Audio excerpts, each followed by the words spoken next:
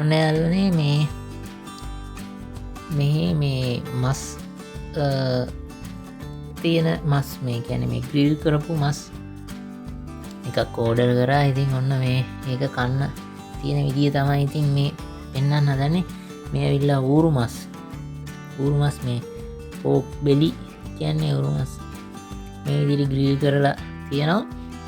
ඒක කන්න අපිට හම්බෙනවා මෙන්න මේ වගේ මේක නිකඟර මිංචි වගේ රහක් තියෙන් නෙවේගේ මේක නම මන්දන්නෑ. නීටවස මෙන්න වගේ සලාද වල හම්බෙනවා. ඉස් කරල් දෙයක් තියෙනවා. ඉරස හොඳ මේක තම මෙ මේ සුදුළුණු සුදුළුණු තියෙනවා. ජස්සේ මේ වගේ සෝස් එක තියෙනවා. ඉතින් මෙන්න මෙහෙම තමයි කෑම එක තියෙන් දෙන අපි එකක් අරවන මේ එම කොලයක් ගත්තා. එද මේ කොලේ තියා ගත්තා.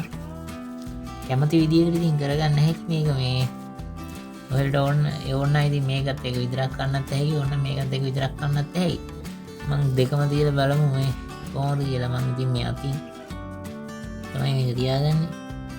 වැඩිය කරදර වෙන්න එපායි ගැන